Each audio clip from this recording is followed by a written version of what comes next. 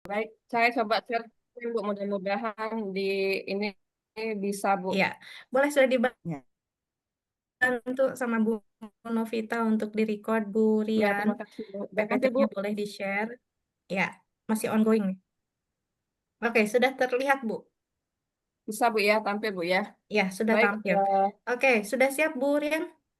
siap Bu. Ya, Baik, silakan terima 20 kasih. menit ke depan layar untuk Bu Rian. Silakan. Baik, selamat siang semua teman-teman. Apa kabarnya hari ini? Siang Bu. Siang, Selamat Ibu. siang, Bu. Masih semangat ya. Selamat Ibu. Oke, masih semangat ya. Semangat, Ini di Ibu. jam-jam rawan Sehat. nih, di jam-jam rawan, di jam-jam terakhir di mana biasanya urat matanya mulai tidak bersahabat ya. Tapi saya harapkan tetap semangat ya rekan-rekan sekalian ya, teman-teman ya yang hadir pada perkuliahan saya di siang hari ini. Baik, Semangat, Ibu. Siap Ibu. sebelum kita mulai perkuliahan, kita berdoa terlebih dahulu ya, agar perkuliahan yang kita laksanakan pada hari ini bisa berjalan dengan lancar. Silakan berdoa menurut agama dan keyakinan masing-masing. Berdoa dimulai. Baik, terima kasih. Ya, selanjutnya saya presensi dulu. Kayaknya kelas kita hari ini tidak terlalu ramai ya. Kemana anggota kelas nih? Apa masih banyak yang belum hadir nih? Coba saya panggil satu persatu dulu ya, teman-teman sekalian ya. Ibu Nopitasari, mana nih Hadir, Nopitasari Ibu. ya? Baik, selanjutnya ada Pak Herman Susilo. Hadir Pak Herman?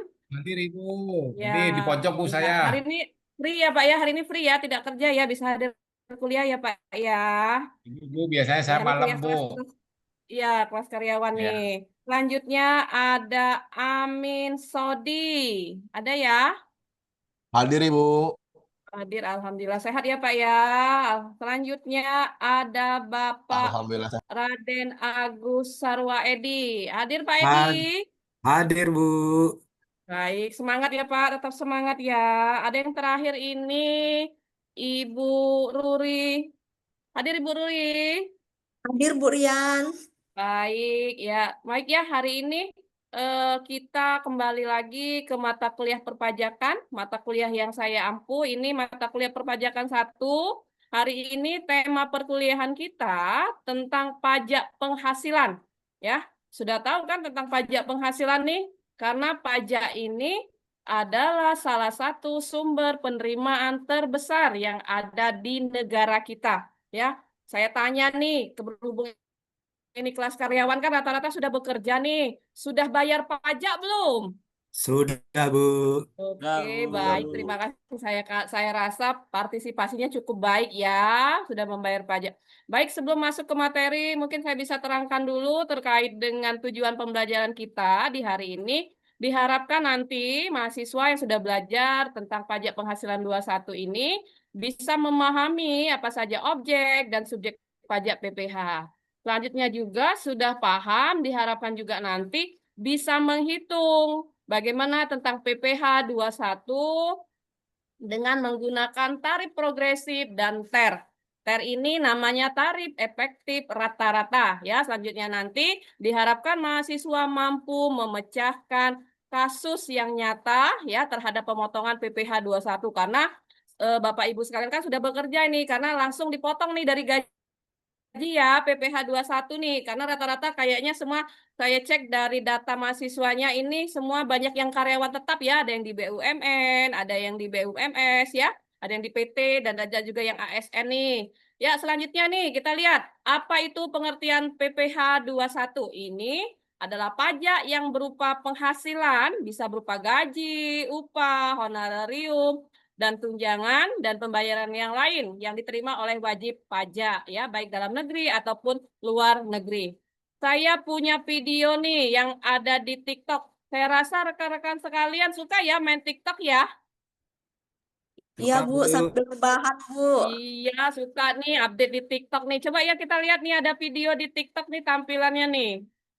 Nah, aja kalau Nih. aturan baru yang ngatur tentang pengembalian kelebihan potongan PPh 21 loh. Gimana caranya? Yang pertama, pastikan potongan PPh 21 kamu selama setahun lebih besar daripada yang terutang. Yang kedua, kalau ia memotong pajak, biasanya perusahaan wajib mengembalikan kelebihan potongan tersebut paling lambat akhir bulan berikutnya setelah masa pajak berakhir. Yang ketiga, kelebihan PPh 21 ini bisa dikembalikan langsung ke kamu atau dikompensasikan dengan masa pajak berikutnya. Nah, siapa saja sih yang bisa dapat pengembalian ini? Yang pertama, karyawan yang gajinya dipotong PPh 21 dengan tarif efektif rata-rata, karyawan yang berhenti bekerja sebelum masa pajak Desember, dan karyawan yang baru bekerja setelah Januari. Semoga bermanfaat dan hubungi Amsitet untuk konsultasi lebih lanjut ya.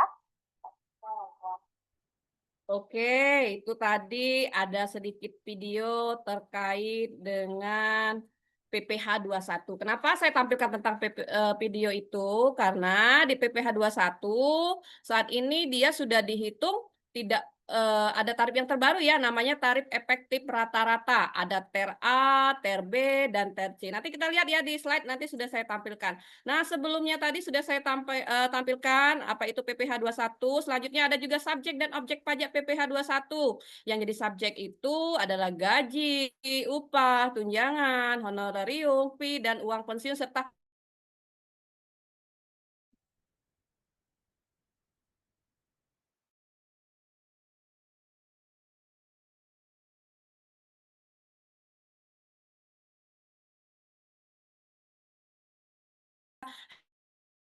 hadiah. Suka dapat, misal Bapak memenang hadiah undian perbankan. Nah, itu dikenakan pajak ya, Pak ya. Waduh. Nah, selanjutnya kalau saya ini paling senang subjek pajak nih yang gaji nih ya. Kenapa? Karena gaji ini kan sebagai bentuk penghargaan nih dari tempat kita bekerja ya, tapi nanti dipotongnya sesuai dengan berapa besar penghasilan yang kita peroleh. Selanjutnya yang jadi subjek pajak tadi itu, lalu ada objek pajak, ada pegawai tetap, ada bukan pegawai tetap, dan ada juga bukan pegawai atau yang dikenal dengan istilah freelance zaman sekarang ya, karena perusahaan saat sekarang ini agak sedikit lebih susah mereka mengangkat jadi karyawan tetap, banyak yang menjadi freelance nih ya, atau namanya outsourcing nih. Nah, ini yang jadi bukan penghasilannya nih. Kalau kita bayar zakat, bayar infak, nih ada juga santunan dari BPJS ya. Lalu ada beasiswa, ada warisan, hibah, dan keluarga sejarah nih. Selanjutnya, dasar hukumnya ini undang-undang yang terbaru. Itulah kenapa kita perlu memahami bahwa PPh 21 ini harus saya maunya konsepnya kalian semua paham ya. Paham kenapa? Paham bisa menghitung setidaknya nanti kalau sudah dihitung, karena di dalam pemungutan pajak itu mereka ada beberapa sistem. Ada self-assessment system, withholding system, dan official assessment system. Nah, biasanya kalau kita yang pegawai ini kan sudah dibantu sama pihak ketiga, withholding system. Nah, kita bisa pakai guna yang self-assessment system. Nah, gunanya kita bisa paham dari aturan ini. Nah, ini aturannya. Aturannya PMK nomor 158, PMK 03 2023. Baru nih aturannya ya, dan SK Dirjen nomor 12 PJ tahun 2020. Mahasiswa, Bapak Ibu yang hadir di sini, karena ini kelas karyawan ya, semuanya saya maunya kita bisa memahami cara menghitung agar sampai jangan nanti timbul tadi di video tadi ada kurang bayar, ada lebih bayar pajak ya. Nih, di dalam PPh 21 ada kita mengenal namanya PTKP. Selanjutnya, penghasilan tidak kena pajak. Nih, PTKP ini kalau untuk seorang WP dia dikenakan nilainya 54 juta.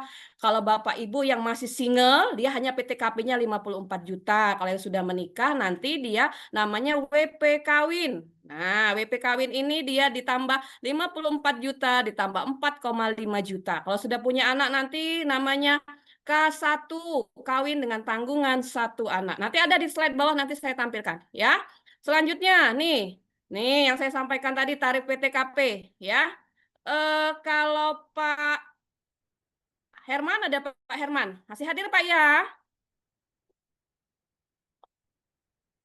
Oh, Pak Herman ada ya? Atau lagi ke toilet Pak Herman? Oke, Pak Ada Bu Odi, Badin. Pak Odi. Ya, Pak Odi ini Hadir, dia Bu. ya udah kerja nih. Masih single? Masih, Bu. Udah. Oh, masih single berarti belum ada tanggungan nih. Artinya nanti di sini nih statusnya di TK.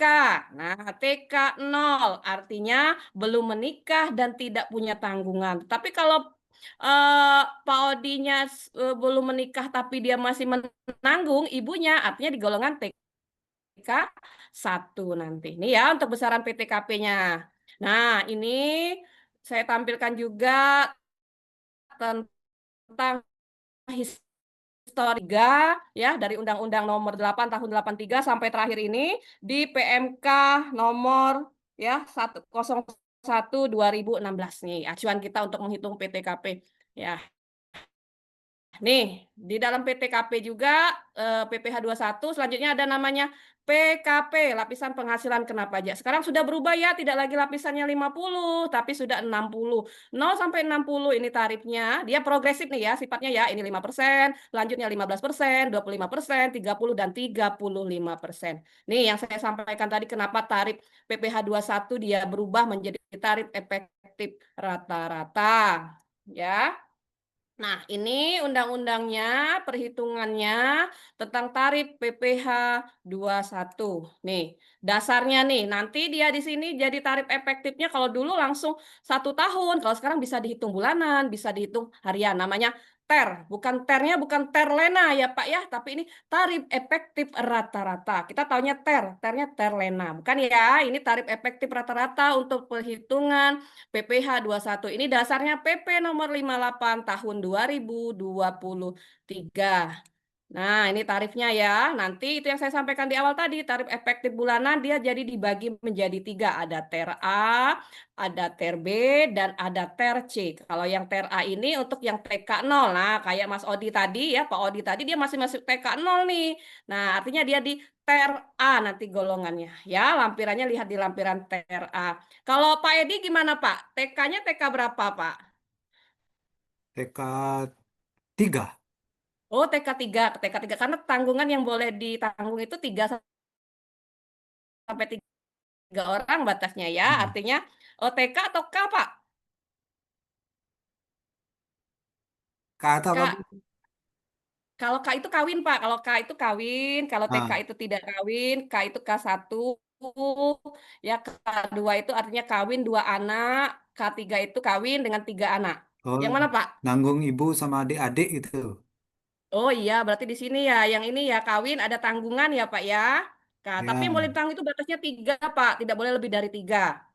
Oh, Nah, ya 3 nih, saja, Bu. kalau dia maksimalnya 3 artinya Bapak kenanya di TER C nanti ya, tarif efektif rata-rata TER C.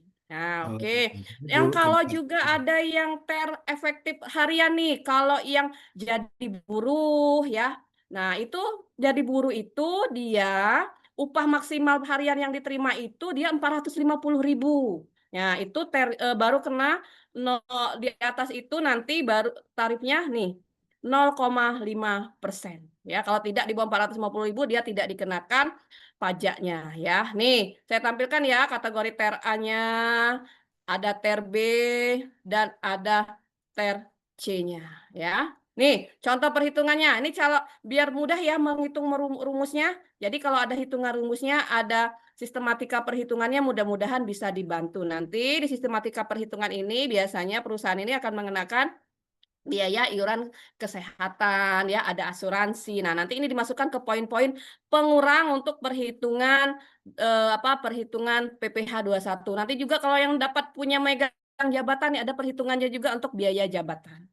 Ya, yang dimaksimalkannya 1 tahun itu dia setiap 1 bulan itu 500.000. Artinya 1 tahun itu dimaksimalkannya 6 juta. Ya, ini contoh soalnya. Nah, contoh soalnya ini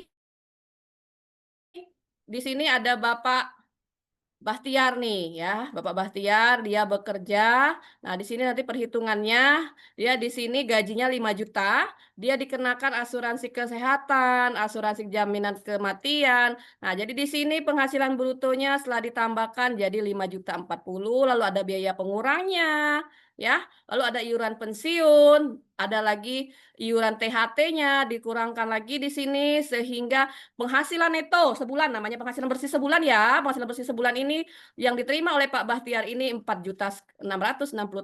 Nah, setelah ini kita setahunkan, kita hitung jadi 1 tahun.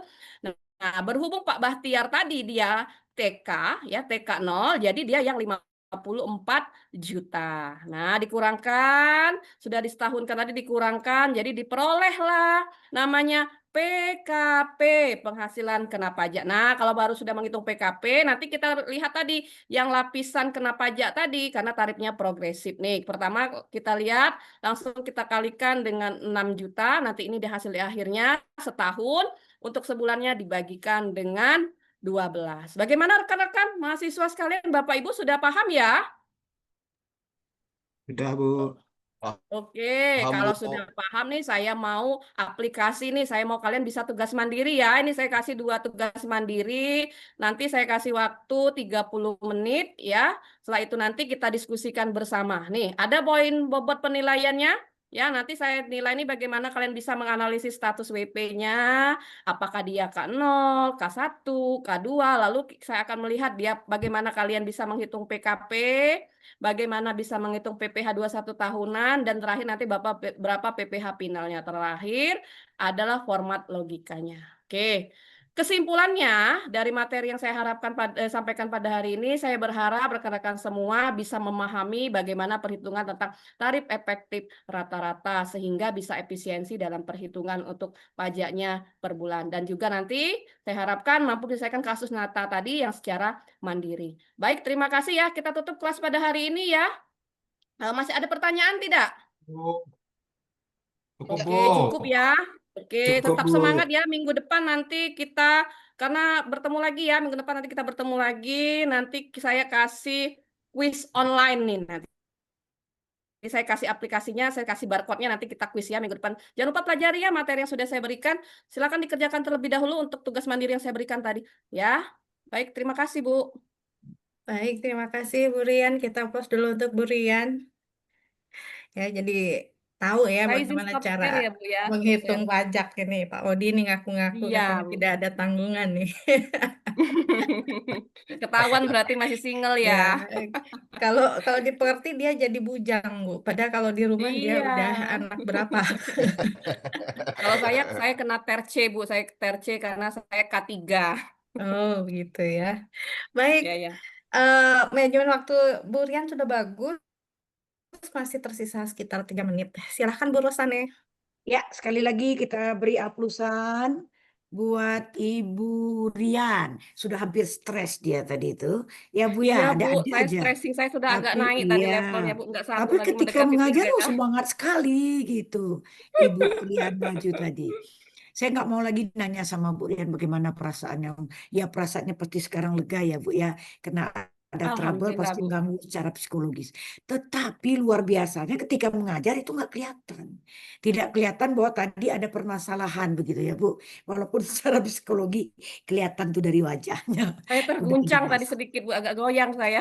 Agak agak goyang. Oke Ibu. Kayaknya semua ada yang bertanya. Paham Bu, paham. Saya yakin udah pengen tutup cepat-cepat mau post-tes ya Pak ya. Oke. Oke Bu Rian, kalau gitu saya kembali ke Bu Rian aja. Nah tadi secara keseluruhan saya sudah melihat dari awal ya capaian sub capaian yang disampaikan mata kuliah yang disampaikan Bu Rian. Nah masukan dari saya, kalau untuk Ya sub Bu. capaian itu tidak boleh menggunakan kata-kata yang tidak terukur. Misalnya mahasiswa bisa memahami. Memahami itu tidak terukur. Jadi Ibu ganti kata-katanya dengan menganalisis, Oh, menyimpulkan, siap. mendeskripsikan, membedakan. Itu ya Bu ya. Jadi Ya Bu. kata-kata yang nanti kalau kita evaluasi bisa kita lakukan gitu. Itu untuk semua ya. Untuk semua kita semua. Nah, tadi materi Bu itu kontekstual sekali loh Bu. Banyak kita tidak memahami ya, kenapa Iya Bu. gajiku segini, kenapa potongannya segini Iya. gitu ya. Jadi Ibu boleh angkat itu permasalahan. Kenapa pajak itu susah untuk dipanggil-panggil, untuk dibayar dan sebagainya. Nah ini permasalahan-permasalahan ini bisa diangkat. Kenapa orang malas membahas Iya. pajak? Masalahnya apa? Atau kenapa seseorang ketika menentukan pajaknya dari penghasilannya yang masuk per bulan sebagai seorang PNS misalnya, dia mengalami kesulitan. Jadi masalah kontekstualnya itu jelas sekali. Dan apalagi P21 ini ya Bu ya. Dan Iya. saya baru tahu kalau ternyata Pak Odi masuk ter A ternyata ya. Ketahuan enak saya juga Kak. pikirnya Bohong tadi nih, Nggak nyala enak bohong. gitu. ter-A itu. Nanti harus sampai ke ter-C baru enak gitu. Biasa, Bu. Jadi ini materi Ibu tuh menarik loh sebenarnya Bu. Ada 4 atau 5 tadi tahapan Ibu. 1 tahapan masukkan Siap, siap. aplikasi, masukkan permasalahan kontekstualnya, karena mengatasinya. Jangan konsep banyak-banyak dulu karena nanti dia bingung kan kebanyakan konsep. Yang cara yang kedua tadi ada konsep kedua untuk mencapai hasil akhir tadi. Ibu masukkan, Ibu bahaskan permasalahannya, masalah kontekstual apa, solusinya apa. Masuk lagi step ketiga. Kayak gitu ya Bu ya. Tadi kan lanjut aja. Mungkin Ibu takut waktunya habis tadi ya. Jadi Iya, saya secara tadi karena waktunya keseluruhan iya, penampilan Ibu Rian udah bagus sekali. Mudah-mudahan nanti real teaching akan lebih bagus ya Bu ya. Jadi Bapak Ibu, mungkin ini sekalian penutup pada pertemuan ini. Saya melihat bahwa Bapak Ibu sekalian, terutama tentu kita menjadi dosen, memang dituntut untuk bisa menyenangi apa yang kita lakukan. Tadi saya lihat, luar biasa sekali Bapak Ibu ini. Tinggal memoles sedikit saja, nanti akan menjadi guru atau dosen yang disenangi oleh mahasiswa kita. Dan saya yakin nanti di real teaching Bapak akan lebih bisa mengembangkan potensi yang didapat melalui pekerti ini. Mudah-mudahan Bapak semua berhasil ya Pak ya, mendapat sertifikat dan berhasil yang memanfaatkan sertifikat itu untuk mendapatkan sertifikasi. Selamat ya Bapak Ibu. Sekali lagi saya juga mengucapkan terima kasih kepada Mbak Neneng yang sudah membantu saya. Mungkin nanti Bapak Ibu bisa panjang lebar karena saya ini ada 3 kegiatan yang harus saya ikuti, udah ditelepon-telepon dari tadi. Saya mohon pamit ya Bapak Ibu ya. Sebagai doa saya semoga Bapak Ibu berhasil. Bu Neneng, kita apa perlu foto dulu Bu Neneng? Iya, ya izin foto ya Bu. Ya, Ya, silakan. betul, Baik, Ibu. silahkan siapkan pose terbaik ya Bapak dan Ibu. Kita screenshot dulu 1, 2, 3. Ya, gaya bebas 1, 2, 3. Ya, bebas dari peer teaching ya. Silahkan eksplorasi tadi di real teaching ya, Bu Resane ya. Tadi Iya. yang takut waktunya kehabisan dan lain-lain gitu. Baik Bapak dan Ibu, mungkin karena Bu Resane juga sebagai instruktur sudah ada kegiatan lain yang menanti. Alhamdulillahirrahmanirrahim Bapak dan Ibu, hari ini kita telah melaksanakan kegiatan peer teaching sebagai bagian dari rangkaian pekerti daring. Untuk itu saya Neneng C. Martina selaku moderator kelompok peer teaching untuk kelompok 4 ini di hari ke-7 dari Pekerti Gelombang 2 tahun 2025 mengucapkan terima kasih atas kepercayaan Bapak dan Ibu kepada kami. Mohon maaf lahir dan batin ya. Ibu-ibu dan bapak-bapak, saya sebagai moderator mungkin ada kesalahan yang tidak disengaja. Demikian juga kepada Ibu Rosane, mohon maaf Bu lahir batin. Mudah-mudahan kita bisa bertemu lagi di lain kesempatan. Sebelum menutup, izinkan saya untuk memberikan satu pantun ya Bapak dan Ibu. Pekerti hari ke-7 Ya. datang juga. Cakep. Cakep. Cepatnya waktu terasa. Cakep. Terima kasih Cakep. Bapak Ibu kelompok 4. Peer teaching hari ini luar biasa. Mari. Ya, Nah, indah Mohon bunga di pamit tengah ya Bapak taman, Ibu.